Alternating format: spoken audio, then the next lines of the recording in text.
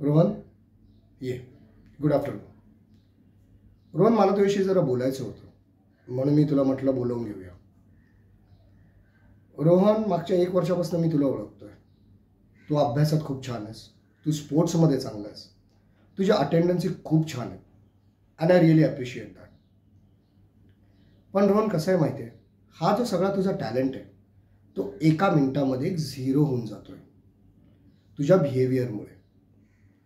रोहन, मला तुझ्या खूप कंप्लेंट्स आल्या, स्टुडंट्सकडनं आल्या, टीचर्सकडनं आल्या, आणि एक प्रिन्सिपल म्हणून त्यांना हवं आहे की मी तुझ्यावर ॲक्शन घ्यावी, जे मला कधी करायचं नाही आहे.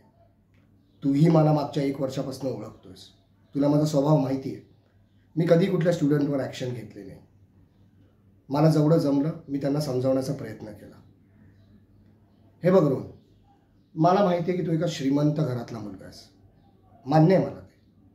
पण रोहन, हे कॉलेज आहे, इकडे जेव्हा कोण स्टुडंट येतं आमच्यासाठी सगळे समान आहेत, आमच्यासाठी कोणी मोठं छोटं नाही आहे. सगळ्या मुलांना आपले आपले प्रॉब्लेम्स आहेत.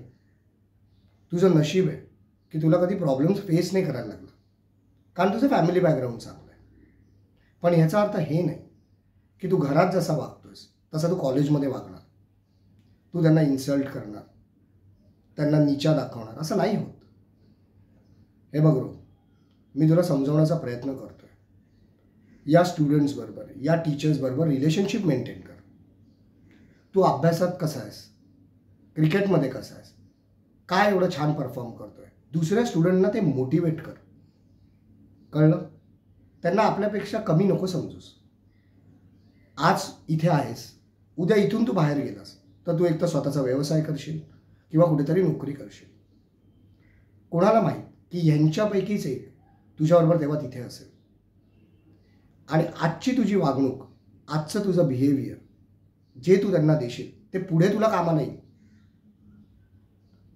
सो रोहन, मी अपेक्षा करतो की ह्या प्रिन्सिपलच्या केबिनच्या बाहेर गेल्यानंतर मला एक वेगळा रोहन दिसेल, जो सगळ्यांना रिस्पेक्ट देईल, सगळ्यांशी नीट बोलेल.